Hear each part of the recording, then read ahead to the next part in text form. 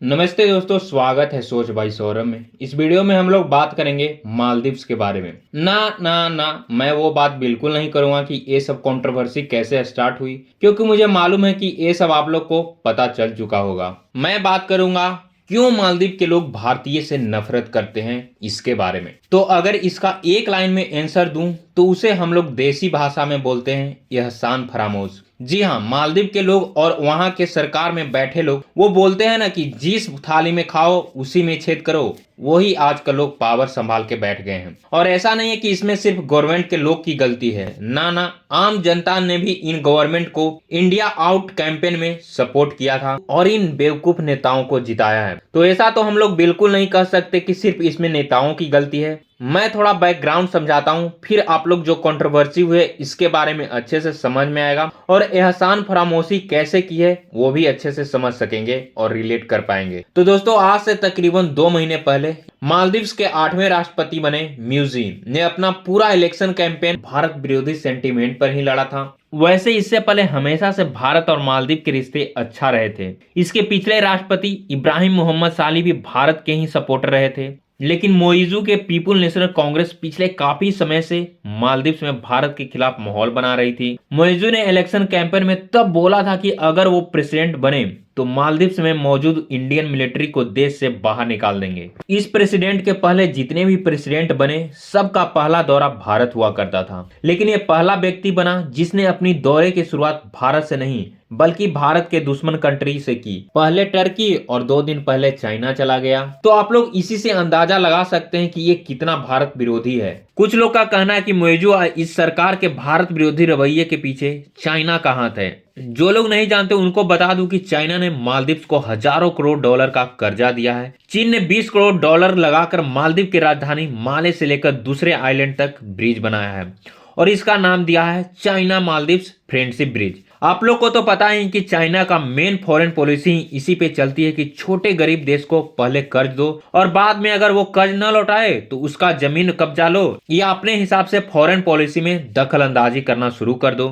श्रीलंका का हम्बन टोटा बंदरगाह उसका उदाहरण है और अब उसी जाल में ये मालदीव भी फंसता जा रहा है। दरअसल चीन को भारत की बढ़ती दबदबा हिंद महासागर में बर्दाश्त नहीं हो रहा, इसलिए वो भारत के आसपास जितने भी देश हैं सबको कर्ज देकर भारत के खिलाफ कर ले रहा और अपने प्रेजेंस बढ़ाना चाह रहा है। और इसी को लोग बोलते हैं स्ट्रिंग ऑफ पर्ल्स और अब उसी का पार्ट बन चुका है श्रीलंका और मालदीव्स। मालदीव के गवर्नमेंट ने कर्जा ले रखा है चीन से और उसके पास पैसे तो है नहीं कि वो वापस कर सके। तो मालदीव्स के नेताओं ने सोच लिया कि अब एक ही उपाय है चीन के कर्जा से मुक्त होने का, कि चाइना के गोद में बैठकर भारत के खिलाफ बोलना शुरू करो। और वही किया ये तीनों छपरी ने। इसमें से एक यूथ मिनिस्टर थी जिसने भारत के पीएम को उल्टा सीधा बोला, किसी ने मोदी को इजराइल का पपेट बोला, तो किसी ने भारत को काउ डंक वाला देश, तो किसी ने भारतीय टूरिस्ट प्लेस को मालदीव के साथ कंपीट नहीं कर सकता ये बोला। खैर फिलहाल ये तीनों को गवर्नमेंट ने सस्पेंड कर दिया है, लेकिन जो डैमेज करना था मालदीव्स और भारत के रिश्ते को वो तो कर दिया। और यहाँ पर जीत किसकी हुई? चाइना की। चाइना यही तो चाह रहा था कि भारत और मालदीव के रिश्ते खराब हो जाए, जो ये तीनों छपरी ने कर दिया। अच्छा, इसमें सबसे ज्यादा नुकसान किसका हुआ? भारत का?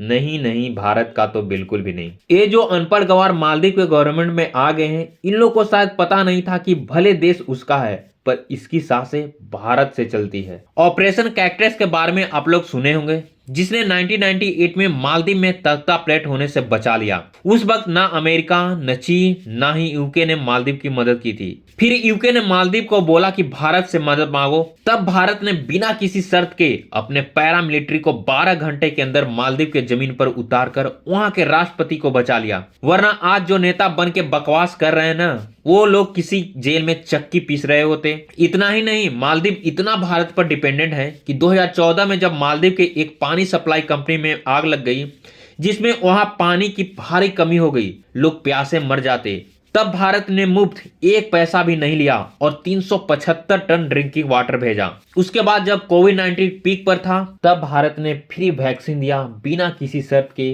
बिना किसी पैसे लिए। वरना 5 लाख की आबादी वाला देश उस कोरोना के चपेट में आ जाता तो न जाने कितने लोगों को जान जाती। ऊपर से मालदीव तो पूरा आइलैंड है, एक दूसरे टापू पर जाने के लिए जहाज या हेलीकॉप्टर की जरूरत पड़ती है, उसके लिए भी भारत ने हेलीकॉप्टर और पेट्रोल वेसल दे रखे हैं, ताकि अगर हॉस्पिटल या दूसरे कामों के लिए दूसरे टापू पर जाना पड़े तो जहाज या हेलीकॉप्टर से जा सके। इसी के लिए भारत ने मात्र 75 लोग अपनी एक्स आर्मी को रखा हुआ है, ताकि वो जहाज हेलीकॉप्टर को चला सके और देख रेख कर सके।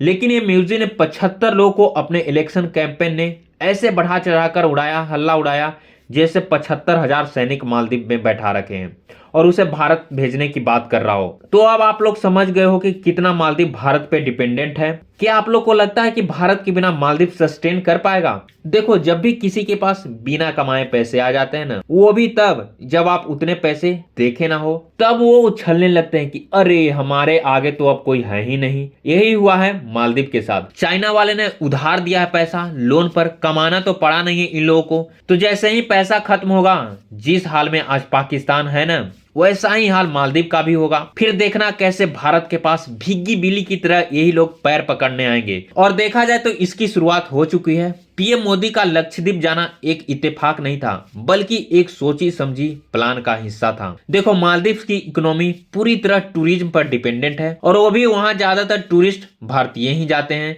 इस साल 2023 में लगभग 2 लाख भारतीय मालदीव गए थे। सोचो कितना पैसा जनरेट किया होगा मालदीव ने। हर 4 में से एक टूरिस्ट भारतीय होता है। और अब जो भारतीयों को गाली दिया और गोबर और बदबूदार लोगों का देश बोला है, उसका भारी कीमत चुकानी होगी उसको। और लोगों ने इसका पहल करना भी शुरू कर चुका है। Hotels and flight ticket cancel होना शुरू हो चुका है। ईज माई ट्रिप जो फॉरेन टूर करवाता है, उसने मालदीव का बुकिंग बंद कर दिया है। ट्रेड यूनियन ने भी मालदीव से ट्रेड बंद करने का आह्वान किया है। टाटा ग्रुप ने भी लक्षद्वीप में 2 5 स्टार होटल बनाने का 2026 तक वादा किया है। तो अब आप सोच सकते हो कि क्या हाल होने वाला है मालदीव का।